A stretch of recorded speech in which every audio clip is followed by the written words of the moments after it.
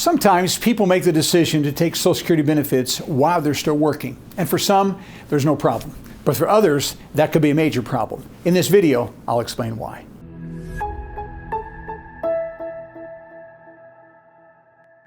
Now I'm going to get into the precise details about making this decision if you have Social Security while you're still working.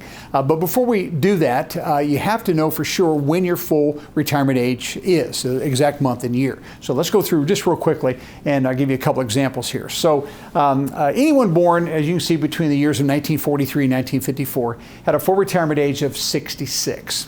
Right? And so now the majority of people that are born here, they've already taken Social Security. Even if they wait to age 70, they have started that now. But what the government did after birthdays of 1954, beginning in 1955, they started adding 2 months to everyone's full retirement age. So if we're born in 1955, it was 66 plus 2 months. 1956, they added 4 months. 1957, as you can see, they added 6 months. 58, they added 8 months. 1959, 10 months. And then once we get 1960 birth dates on, moving forward, now we have a full retirement age of 67. Now, some of you could be watching this and could be born in 58 or 59. So let me just give you a quick example to make sure you know how to count these 10 months and the 8 months. So let's look at someone that was born 7/4/1958. Again, we have a 66 plus 8 month full retirement age. And so the easy way to do this, just add 66 to that. So we know they turned 66 July 4th of 2024. All right.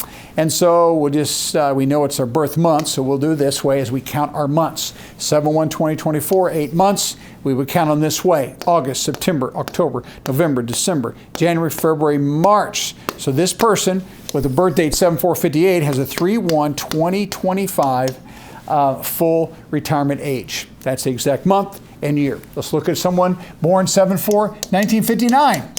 So again, we know we're going to add 66 plus 10 months, right? So we know that July 4th of 2025, they actually turned 66.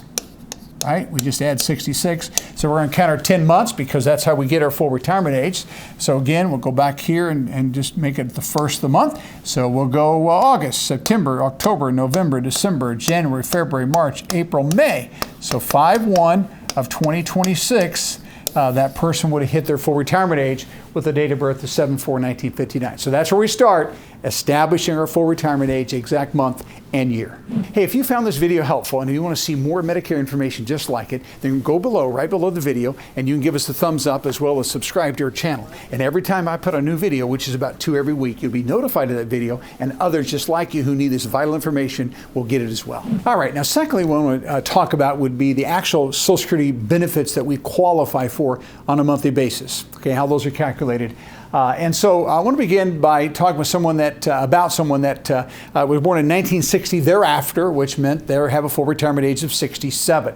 And so right now, full retirement age 67, right now the average benefit is right about $2,000 on a monthly basis.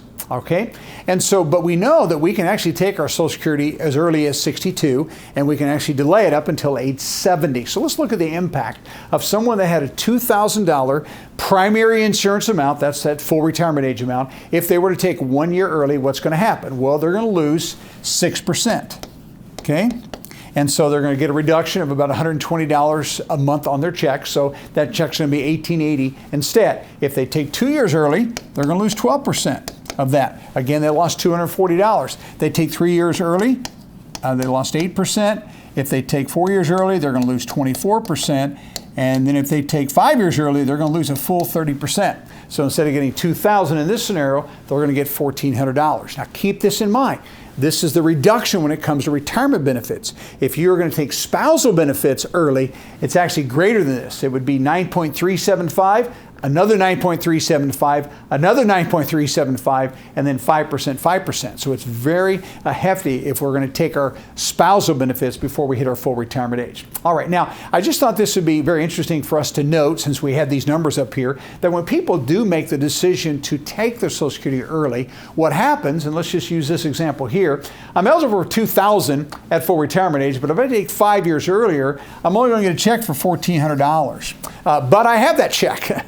And so if I took 5 years early and I compared it to waiting, I'd had $1,400 times 12 times 5 years. It's a tremendous amount of money. And so what we always have to decide on, is that a good decision or not? Well, it just depends on how long you live. So when someone decides to take at 62, they're going to take less than they would here, but notice we call this the break-even point. And let me explain what I mean by that. Here's what I mean. If someone were to live beyond 78, in other words, they took at 62 and they lived beyond 78, then say, hey, that may not have been the best decision, because that $600 reduction is now going to be permanent. All right, so that's the break even. Now, if they passed away prior to that, then it would have been good. Of course, we don't know how long we're going to live, but the point is that's just to come into our thinking as we make this decision about when to take Social Security. If we take it early, again, there's going to be a certain break even point. Now, if I took 5 years earlier, break even 78. If it's 4 years early, again, if I live beyond 80, then I'd say, oh, that wasn't a good decision. Again, 3 years early, 81, 2 years early, 82, 1 year early, 83. So when people have longevity in their, their family line, sometimes it's good to wait to full retirement age. Now, if you have to have the money, you have to have the money. That's all there is to it. But again, there's a cost to that if we live longer. All right, now, we don't have to take it full retirement age. We actually can grow the account. And so what we can, we call these delayed retirement credits. So we actually can increase that amount and get a gain of 8%. And so again, we do go to 2160 instead of 2, go to 2320. So now we grew at 16%, and then we can go at another 8% to a full 24%. Again, no one takes past 70 because it's not going to grow beyond that other than cost of living adjustments. And so the point is we can grow it. But if I do that, what happens? So if I'm down here and I grew that check by $480 and I waited, my check's going to be bigger, but I gave up that cash flow of $2,000 a month, which is $24,000 a year for 3 years. I didn't have that money. So again, there's going to be a break even. So if I were to pass away before 80, not a good decision. If I live beyond 80, good decision. You see the whole point. So as we delay, we just have to live a little bit longer. So if someone has family that's living to be 85, 88, 90 years old, sometimes if you have a history of longevity within your family, if you don't have to have the money, sometimes it's good to delay that and get that additional extra 8% every year. Now, I shared all that information with you because if we decide to take our Social Security before full retirement age, we're going to take less, and it's a permanent reduction. But the second issue has to do with our topic during this video, and that is this, what we call the earnings test. And so the earnings test is also going to apply if I take my Social Security benefits before I hit my full retirement age. Now, if I take it full retirement age on, I can work and make as much money, and there's no penalty, no consequence to my Social Security at all. But again, if I'm going to take it prior to full retirement age, I'm going to have to live with the rules of this earnings test. And so let me explain how that works. Now, when people talk about taking Social Security before full retirement age, this earnings test actually carries a penalty. And so I want to be real clear on what income is counted as part of the test and what's not. So the first thing, as we talk about what's counted, is we refer to this as earned income. Earned income. Right? This is not passive income, investment income, as such, earned income. So what does this mean? Well, this would be my wages, which would be, of course, your W-2 income. This would be your 1099 if you're paid that way. If you're self-employed, this is going to be your net self-employment income. All right? And so that is what is going to be tested. But you also have to know what's not going to be tested, because not everything is. And so there's a list of things, actually 7 of them, that will not apply at all to the earnings test. The first one would be your investment earnings. It could be investment property. It could be some brokerage account, any kind of investment like that. You don't have to count that within the earnings test. Interest income would be off limits. Pension income, annuity income, capital gains, not part of the equation. Your withdrawals, your distributions from your IRAs, your 401k plans, again, not counted. And then lastly, unemployment benefits. So again, those things are off limits. So again, we're just counting earned income with the earnings test. Hey, if you've come to the place where you know you're going to have to make some Medicare decision pretty soon and you want to make the right one of the best ways to do this is to go down below, and you'll see in the comment section there, the very first pinned comment at the top. You can actually click on the link there and you will book a call. And you'll book a call with one of our Medicare guides. All the guides with our company, I have personally trained them. They're professional, they answer all your questions, and they'll show you your Medicare options so that you'll be confident in your decisions. Let's get back to the video. All right, that brings us then to really our final question, the most important question, and that is this: how does this earnings test work? Okay, so to give you this illustration, I'm going to come up with another birth date like I did earlier, and this is going to be someone that is born 7/4/1960. Now, as we saw earlier, anyone born 7/4/1960 or 1960 beyond is going to have a full retirement age of what? Of 67. So this person will be eligible for retirement age of 2027. So 67 plus 60. That's their exact for retirement age and month, July of 2027. So how would this earnings test apply to someone with that date of birth? All right, so we put this graph together to kind of make this make sense. And so what we have with an earnings test is we have a low amount of an earnings test, higher amount, and then an unlimited amount. And so the low amount this year, as we're talking about 2025, is $23,400 for the whole year. So of your wages or your net self-employment income, your 1099 income, if we make above that limit, now we're going to be penalized. And so what happens, for every $2 we make above that, they actually take $1 out of our Social Security check. And I'll explain how they take that out here in just a minute, but that's the penalty. For every 2 above, they take $1 out. Now, we have a higher amount. Now, the higher amount, I'll show you the exact dates when that applies here in just a second, but the higher amount for 2025 is $62,160 for the year. And just so you know, if you happen to reach this mid-year, it's still for the whole year. It's not prorated on a monthly basis. You actually can make that the full year.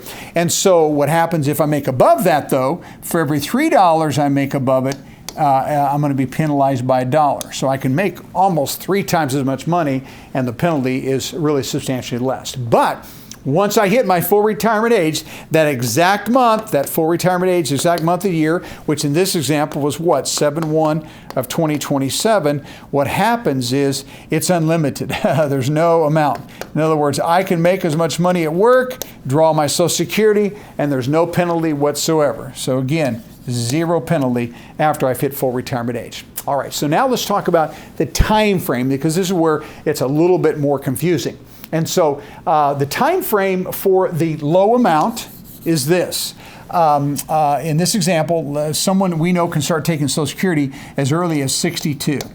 And so this person could have been eligible for Social Security 7/1/2022.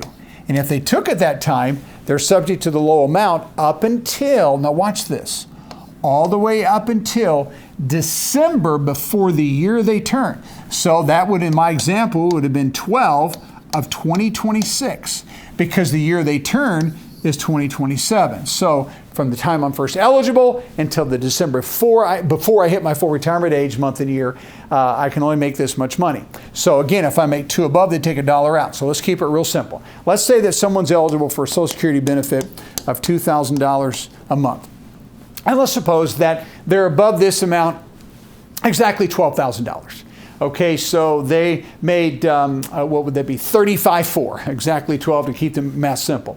So they're above 12, so for every 2 above, they take $1 out. So if I'm above 12, that means my penalty in this example would be $6,000, $6,000. And so what they're going to do is they're going to withhold 3 months of my Social Security check. So this penalty is actually front loaded. You pay it all in advance. And so if my penalty was $8,000, they withhold 4 months of checks, but they're going to withhold that full amount. And then once that full amount is set aside, then they turn on my Social Security checks. And this is why you'll have people say, well, I don't get my first check till April, or I don't get my first check till July. Well, why? Because this earnings test applies and they're setting that money aside. Now, just so you know, you do get that money back eventually, but it is not lump sum. They have a very complicated formula you follow. I'm not going to take the time to teach that today. I do know it. But the point is, it will be given back to you, but it's spread out over time. It's kind of prorated as they recalculate your benefit when you hit your full retirement age. Okay, so you do get it back, but again, it's not lump sum. All right, so let's go to this one. So what happens on the higher amount, this would be all the months that are remaining in the year before I hit my full retirement age. All right, so in this example, this would be January of 2027, all the way up until June of 2027, right? Because once I hit my full retirement age, I don't have an earnings test. And so these 6 months, I could fully make that $62,000. It's not prorated. You can make the full amount, no problem. And if you do make above that, then again, for every 3, they take $1 out.